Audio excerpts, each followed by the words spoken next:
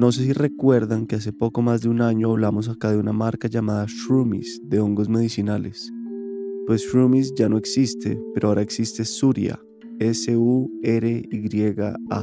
de la misma creadora, Sara Sánchez. Si les interesa la sanación y el autoconocimiento, si quieren expandir de manera segura su conciencia, esto les puede interesar. Los hongos no son para todos, pero si son usados con responsabilidad pueden ayudarles a incrementar su energía, estar más presentes, a reconocer creencias limitantes y aumentar su enfoque, autoobservación y creatividad. El poder de los hongos medicinales se potencia cuando se une a una intención clara y cuando hay un correcto acompañamiento. En Surya hay una red de terapeutas especializados en acompañar estos procesos. Cada uno de ustedes como oyente tiene un 10% de descuento en su primera compra con el código El Topo. Solo digan que llegaron por El Topo. Surya hace envíos a toda Colombia. Quiero resaltar nuevamente que estas medicinas deben usarse con todo el respeto y el cuidado del caso. Asesórense bien con profesionales como los de Surya antes de consumirlas. Dejo los links para que contacten a Surya en la descripción de este episodio.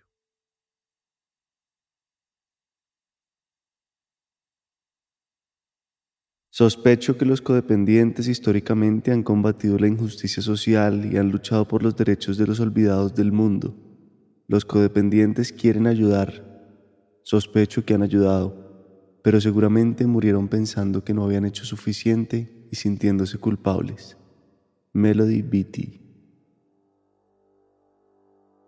La adicción, más allá de la frecuencia de consumo, más allá de la naturaleza de la sustancia, más allá de el tipo de consecuencias que eso tenga en mi vida, es preguntarse quién está en control. ¿Está en control ese comportamiento o esa sustancia o estoy en control yo? Cuando hablamos de adicciones, lo primero que suele venir a la mente es el consumo de sustancias. Quizá pensamos en el alcohol, la cocaína, la marihuana o el tabaco. Durante años, el debate sobre el consumo problemático ha girado en torno a estas y otras drogas. Sin embargo, la realidad es que las adicciones van mucho más allá de estas. Existen muchísimas formas de dependencia que no involucran ninguna sustancia, pero que afectan la vida de miles de millones de personas alrededor del mundo. La adicción al trabajo, a las pantallas y las redes sociales, a la pornografía, a las compras, la comida, en realidad puede ser casi a cualquier cosa. Una adicción se define como cualquier comportamiento que alivia o da placer temporalmente y que a largo plazo genera daño, pero que a pesar de las consecuencias negativas no puedes dejar de hacerlo.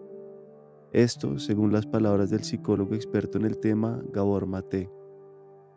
Reitero, según esta visión, una adicción puede ser cualquier comportamiento que alivie o da placer y que a pesar de que hace daño, no puedes renunciar a él. Me he dado cuenta que la adicción es algo que nos toca a todos y pues que yo finalmente no trabajo solo con adicciones, sino con transformación y con la conexión con nuestra humanidad. María José Giraldo es hoy divulgadora de temas de salud mental y lleva algunos años dedicada a acompañar personas y familias en procesos relacionados con adicciones. Pero antes de convertirse en quien es hoy, su propia vida estuvo atravesada por una dependencia. Yo no sabría cómo describir el objeto de mi adicción, pero digamos que era una necesidad de control, era un apego extremo, era adicción también como esa satisfacción de yo puedo hacer algo por alguien. Aunque cada vez se ha ampliado más el espectro, hay una forma de adicción que aún suele ignorarse, pues es la de quienes están a la sombra de los consumidores, la llamada codependencia. Existen miles de definiciones sobre lo que puede ser la codependencia. Algunas son más técnicas que otras, pero en términos sencillos, la escritora y periodista Melody Beattie la define así. Codependiente es quien permite que el comportamiento de otra persona lo condicione y se obsesiona con controlar dicho comportamiento. Esa otra persona puede ser un niño o un adulto, un amante o un cónyuge, un hermano o una hermana, un padre o una madre, un cliente o un amigo. Podría ser un alcohólico, un adicto a otra sustancia, un adolescente problemático, una madre que vive en modo víctima, en fin. Como dice Vitti, los codependientes viven obsesionados con esa otra persona. Pueden recitar con gran detalle y precisión largas listas de los actos y errores de la otra persona. Saben lo que el adicto debe y no debe hacer. Sin embargo, ven el interior de esa persona con tal precisión que son incapaces de verse a sí mismos. Aunque no beban ni consuman drogas, jueguen, coman en exceso o lleven demasiado lejos cualquier otra compulsión, los codependientes sufren tanto como los propios adictos y necesitan ayuda como aquellos. De eso vamos a hablar en estos 2 episodios.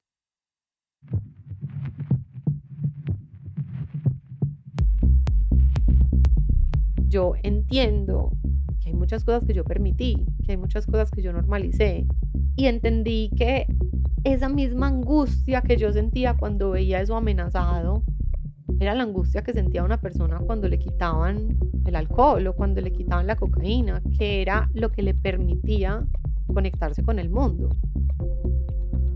Bienvenidos a Dosis, un podcast sobre drogas y sus usos como remedios y venenos. En los próximos 2 episodios, sin embargo, contaremos una historia un poco diferente.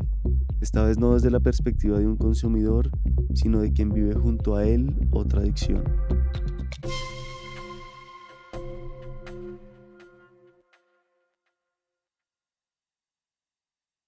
María José Giraldo, a pesar de no ser consumidora de sustancias, vivió en carne propia su adicción, a cuidar, complacer o a tener la ilusión de salvar a otra persona con problemas de consumo, y en el camino perdió su identidad y su bienestar. ¿Cuál fue tu primer contacto, recuerdo con el tema de las adicciones, con las sustancias? Si me preguntaras esto hace varios años, yo te hubiera dicho, pues no, adicciones, nada que ver, nunca. María José nació en Medellín en 1991 y fue la única hija del matrimonio de sus padres. Aunque en los años 90 los carteles ya habían inundado las principales ciudades del país con drogas, ella no recuerda haber estado en contacto con ese mundo sino hasta muchos años después. De hecho, conserva pocos recuerdos de su infancia. Su memoria de aquella época es un cúmulo de imágenes borrosas entre las que sobresalen algunas experiencias que solo ha logrado comprender con el tiempo y que están ligadas a la relación con sus padres.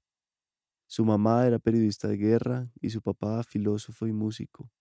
Eso hacía de su casa una especie de templo dedicado a los libros y a las discusiones profundas. Los amigos muy bohemios de mi papá, haciendo fogatas y tocando guitarra, pero claro, para mí eso era lo más aburrido del mundo porque yo solo me quería dormir, tenía mucho frío. Una de esas pocas imágenes que tiene María José es la de su papá bebiendo en todo momento, sin importar si estaba solo, si era tarde o temprano, si estaba fuera de la casa o junto a su familia. Yo recuerdo a mi papá con un vaso de whisky en la mano, pues puedo estar exagerando, pero todas las noches. Ese sonido como cuando alguien agita un vaso y suenan los hielos, a mí de una me remite a mi infancia y a mi papá. Ese fue en realidad el primer contacto de María José no solo con las sustancias, sino con la adicción. Hoy le resulta difícil comprender por qué su papá tenía esa relación con el trago, aunque hay una baraja de posibilidades con la que ha tratado de darle sentido. La primera es el ambiente de incertidumbre que se vivía en su casa debido al trabajo de su mamá.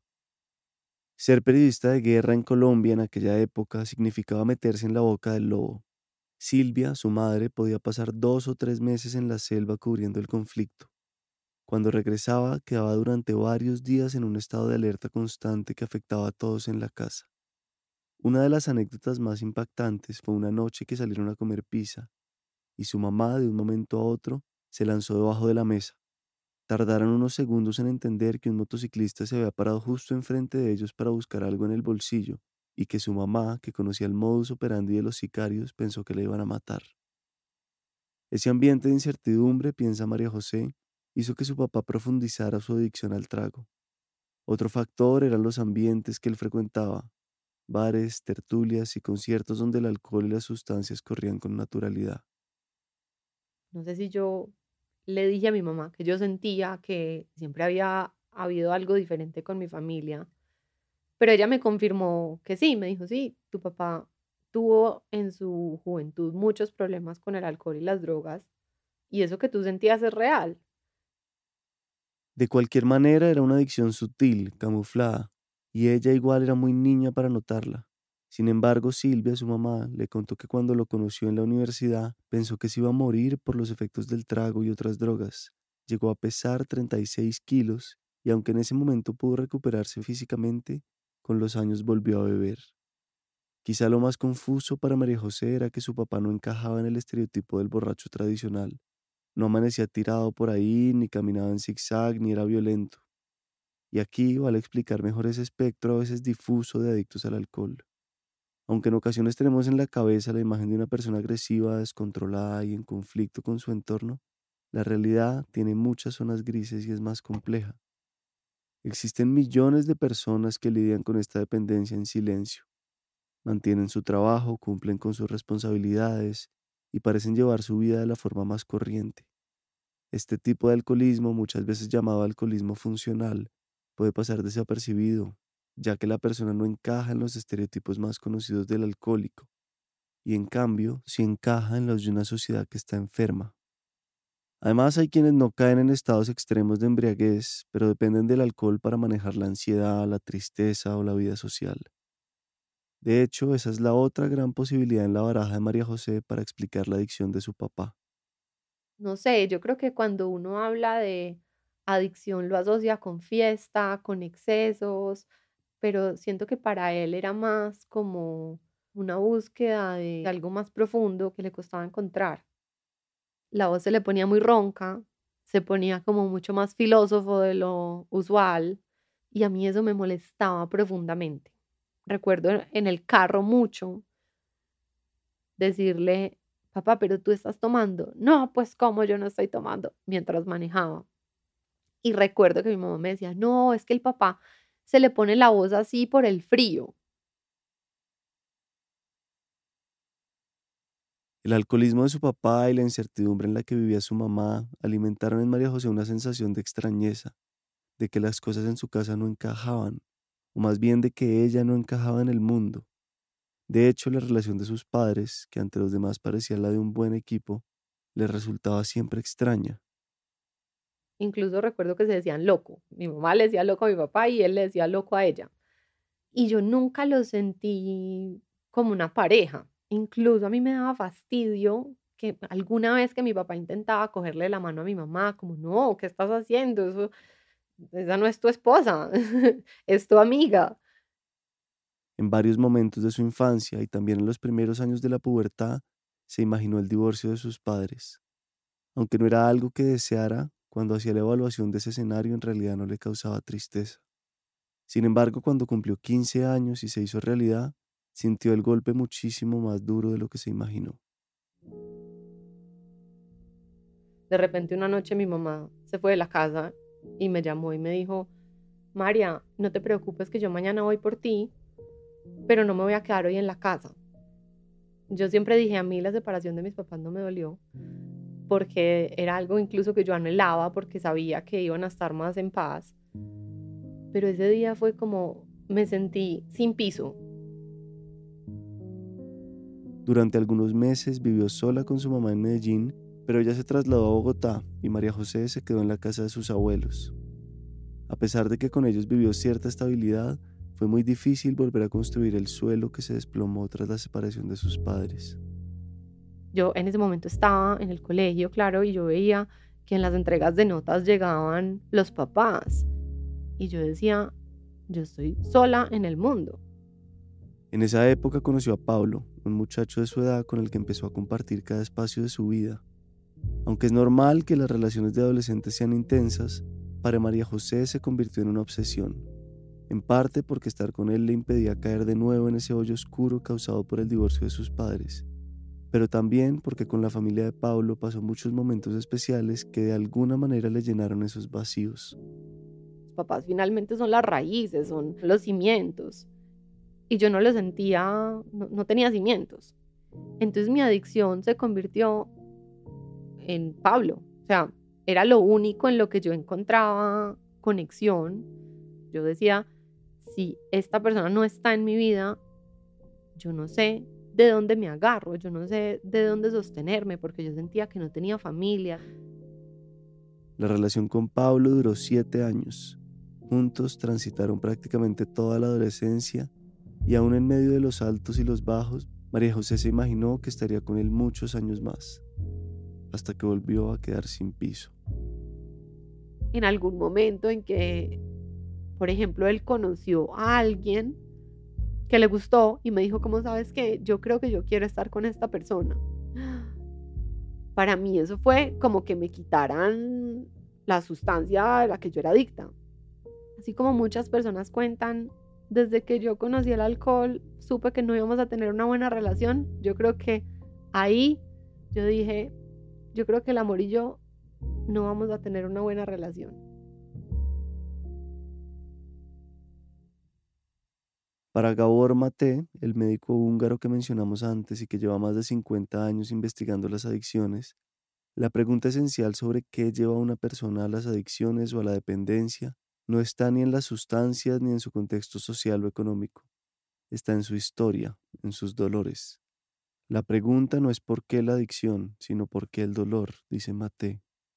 En el libro En el reino de los fantasmas hambrientos, encuentros cercanos con la adicción, desarrolla esta tesis. Las adicciones no son una enfermedad, sino una respuesta a un dolor emocional profundo, una consecuencia de traumas sin resolver. Dice también que nadie elige conscientemente ser adicto, así como nadie elige tener una herida emocional. Las personas que desarrollan adicciones a menudo han pasado por situaciones de abandono, abuso o falta de conexión emocional. Cuando un niño no recibe amor, seguridad o validación, aprende a buscar formas de calmar su angustia, y es muy probable que encuentre refugio en cualquier cosa que le proporcione alivio, aunque sea muy efímero. Y aquí volvemos a reiterar la definición que ofrecimos al comienzo del episodio. La adicción es un comportamiento, cualquiera, que proporciona alivio o placer de manera temporal y que a pesar de los efectos negativos no podemos dejar de hacerlo. En cierta medida eso fue lo que le ocurrió a María José. Aunque no tuvo padres violentos o desconsiderados, viviendo con ellos no sentía precisamente el calor de un hogar. Por eso, cuando terminó su relación con Pablo, sintió de nuevo un vacío enorme dentro de ella y creyó estar condenada a una vida sin amor. Y aunque por supuesto no lo sabía en ese momento, esos eran los síntomas del síndrome de abstinencia que sufre cualquier adicto al dejar de consumir una sustancia. Al terminar el colegio y aún con rezagos del dolor por la ruptura con Pablo, María José viajó a Italia para estudiar moda. Aunque lo hizo empujada por el deseo intenso de buscar la felicidad lejos de todo lo que conocía, entró en una crisis profunda y volvió a Colombia a terminar la carrera cerca de su familia. Cuando cumplió 23 años, estando en una fiesta con amigos, su vida volvió a agitarse.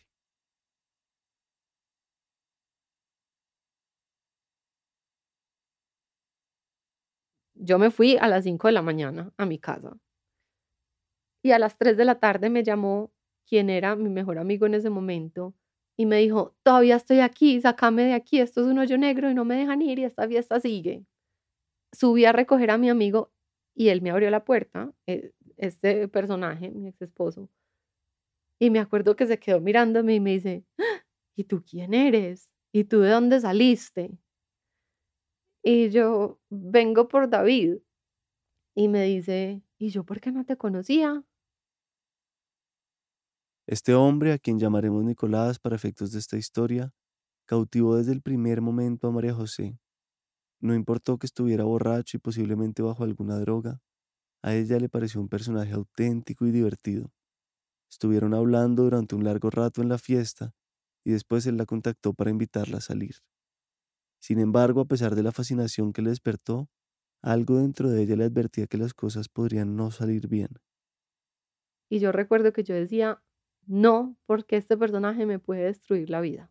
Eso pues pocas veces termina bien, solamente en las películas adolescentes de Hollywood, que el bully del salón se enamora de la niña popular y son felices para siempre, pues.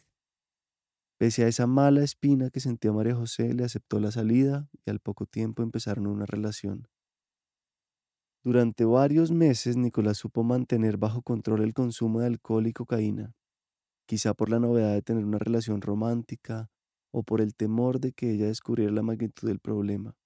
O quizá porque para ese momento aún creía que lo podía controlar, que era algo menor. Yo me tardé un tiempo en entender su relación con las drogas y el alcohol. Él me había contado que en su adolescencia había tenido problemas con el alcohol y las drogas, me había contado que había estado en un centro de recuperación de adicciones, pero digamos que él me lo contó como eso es una historia pasada y a mí me pareció pues normal, no sé, mucha gente tiene historias con las adicciones pues que sí, que lo han superado.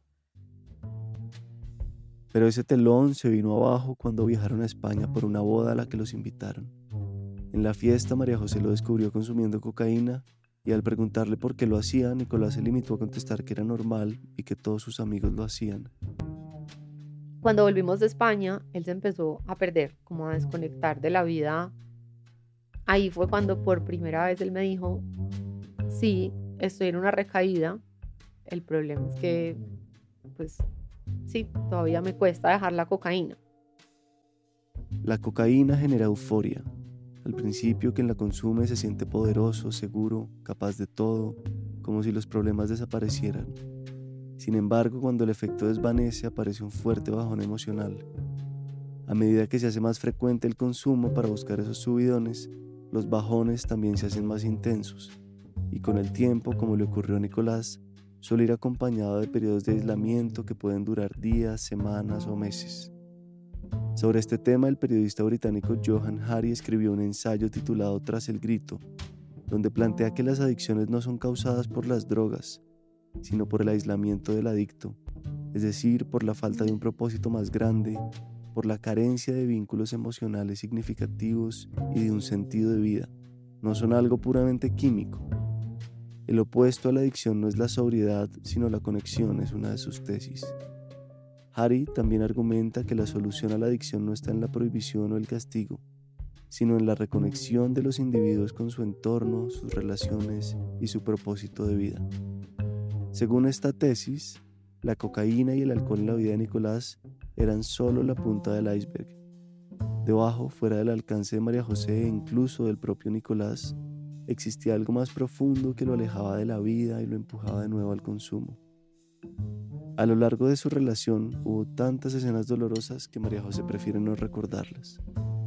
Y en este punto es fácil preguntarse por qué no cortó con él si su sospecha de que todo podía acabar en un desastre se estaba materializando.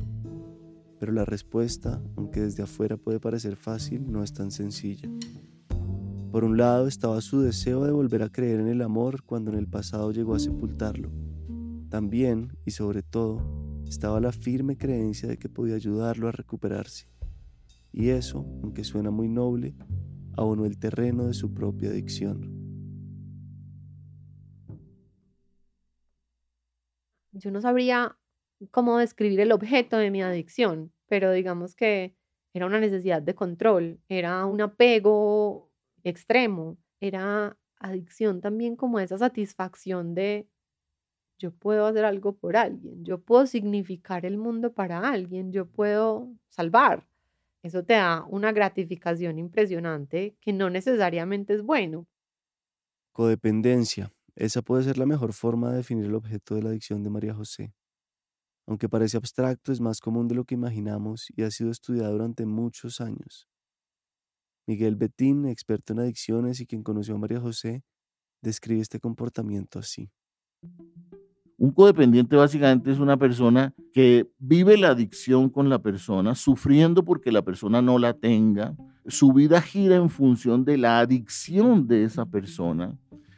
Y es tan paradójico que a veces los comportamientos de esa persona, madre, esposa, porque por lo general las codependientes son muchas más mujeres que hombres, pero hay también hombres, hacen miles de intentos creyendo que con el amor, con la persecución, con el establecimiento de normas, con el vivir pendiente de la persona, van a lograr que la persona supere la adicción.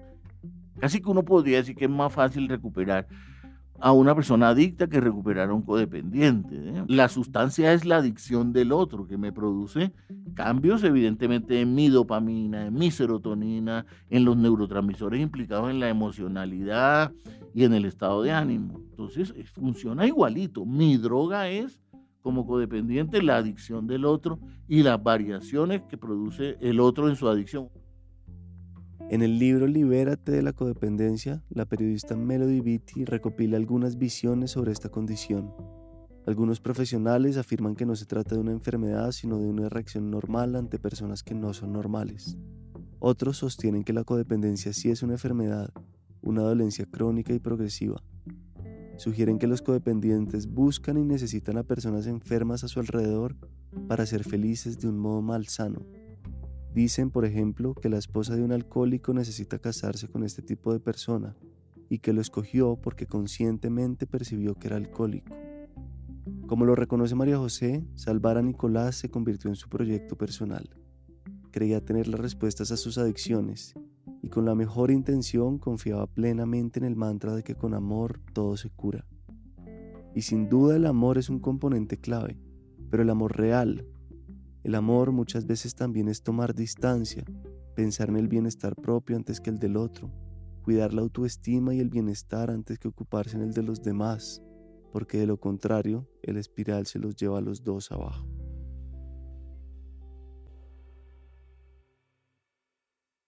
Esto era una relación, una montaña rusa, porque cuando estábamos bien estábamos muy bien y cuando estábamos mal estábamos muy mal. Entonces, volver a subir a esa cima era extremadamente satisfactorio. O sea, imagínate lo que significa pensar que yo sé más que tú, yo sé más que tú sobre tu vida, yo puedo resolver tu propio proceso mejor de lo que tú puedes hacerlo. Entonces, ahí entró en juego muy fuerte mi propia adicción. El psicólogo Arun Mansukhani explica que para hablar de la codependencia primero hay que entender cómo nos relacionamos como seres humanos. En un estudio sobre este tema, Mansukhani escribe lo siguiente: la dependencia interpersonal es absolutamente normal en los humanos. Somos una de las especies más sociales que existe. De hecho, si encontráramos a alguien completamente independiente que no mantuviese vínculos con nadie, consideraríamos a esa persona como enfermo.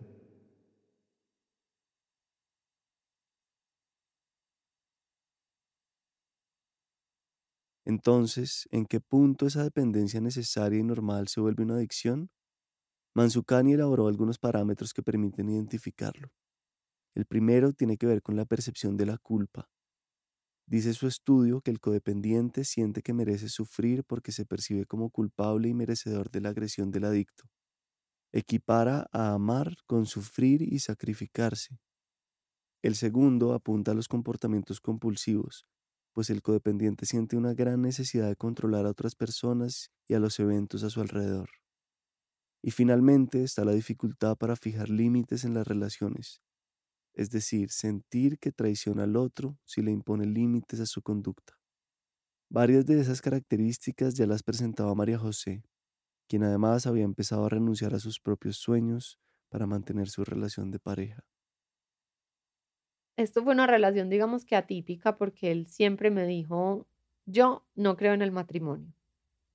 Para mí los rituales siempre han sido muy importantes. Entonces yo insistía mucho en, no, pero no importa, o sea, así sea con un chamán, pero casémonos. Y él me decía, no, antes de casarnos, para mí es más importante tener un hijo. En medio de esa montaña rusa, María José fue dejando de insistir en su sueño de casarse. Poco después llegó la pandemia y la noticia de que estaba embarazada. Esa noticia fue muy alegre para él. Lloró no sé cuántos días seguidos. O sea, eso fue la alegría de su vida. Y yo recuerdo que en ese momento ahí fue como que la realidad me cayó, como, uff, ¿yo qué hice? Esto es una irresponsabilidad. Es común que en una relación donde hay codependencia exista la creencia de que tener un hijo podría ser la solución para salvar la relación. Se cree que el amor por su bebé será tan fuerte que les dará el impulso para dejar de consumir o abandonar comportamientos dañinos. Esta idea nace de un deseo genuino de ser mejores y de darle lo mejor a su hijo, pero la realidad es que las adicciones no desaparecen solo con el amor hacia otro ser. Mi embarazo fue difícil porque me sentí muy sola. Él entró en una crisis muy difícil. Algo que yo he entendido es que muchas personas que tienen adicciones a veces lo usan también como un método de castigo. Es como que no se permiten la alegría, no se permiten lo bueno. Entonces, cuando todo está muy bien, es como si inconscientemente sintieran que no se lo merecen. Y bueno, eso empezó a pasar y yo, pues también, yo aquí tampoco es que sea la pobre víctima, yo obviamente también a ahondar en mi adicción al control y a salvarlo. Pese a la preocupación inicial que sintió María José sobre su embarazo, en esos meses también entró en un periodo de reflexión sobre su relación, su adolescencia y sobre los dolores de la infancia que estaban profundamente enterrados. Sintió rabia contra sus papás, contra Nicolás y contra ella misma por permitirse llegar a ese punto de dependencia enfermiza. También por ignorar la voz de alerta que desde un primer momento le advirtió sobre el riesgo de esta relación. Llegó un punto en que yo me frustraba muchísimo, tenía demasiada rabia. Había momentos en que yo decía, yo siento que lo odio. Una de las preguntas que más rondaba en su cabeza era sobre qué la llevó a enamorarse de un adicto. Es cierto que Nicolás en sus mejores momentos era un tipo muy divertido y magnético. También que su adicción no lo definía, pero la relación se había convertido desde hacía tiempo en una nube oscura, solo con ocasionales destellos de tranquilidad. Era un personaje que hoy me doy cuenta que me recordaba mucho a mi papá, un personaje muy auténtico, muy diferente, digamos que a la masa. Y hoy entiendo también que me recordaba mucho como esa necesidad de pertenecer, de caber dentro de unos estándares, de ser aprobado, que yo sentía con mi papá. Fueron meses muy difíciles porque sobre todo como esa sensación de abandono y de injusticia, como, pucha, estoy aquí dándola toda por este ser y por qué le cuesta tanto simplemente estar presente. Entonces esa necesidad de tener algo de que agarrarme me llevaba a calmarla con la falsa sensación de seguridad que me daba esa relación. Y después de varias semanas en crisis, una idea germinó dentro de ella. Y ahí empezó un poco como esta pregunta que empezó a empujar cada vez más fuerte. ¿Cómo esperas que tu hijo sea feliz si tú no eres feliz? Al traer un hijo al mundo quería romper con ese ciclo de un hogar marcado por las adicciones. Quería mostrarle una cara más amable de la crianza y darle las herramientas para vivir una vida plena, no solo para sobrevivir. Pero para lograrlo debía empezar tomando una decisión radical. Entonces llegué a ese punto en que dije, esta no es la vida que yo quiero y necesito la valentía. Lo que necesito es reunir como las fuerzas, tener la valentía de defenderlo, de defender mis sueños y eso que yo soy.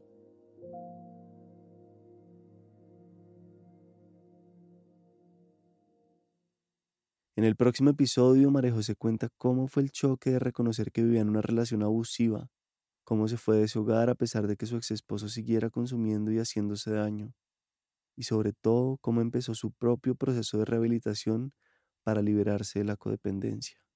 Entendí también en ese camino que es que uno no puede ayudar a nadie que no se quiera ayudar, que uno no puede recorrer el camino por nadie más. Le dije, mira, tú y yo siempre vamos a ser una familia, pero yo no quiero que sigamos siendo una pareja.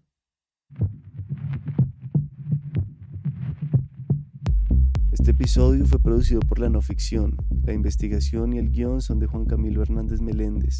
La edición y la narración mías, Miguel Reyes. La mezcla y el diseño de sonido son de Pablo Restrepo y la ilustración de la portada es de Isabela Soto Vallejo. Nos vemos en el siguiente episodio. Muchas gracias por estar acá.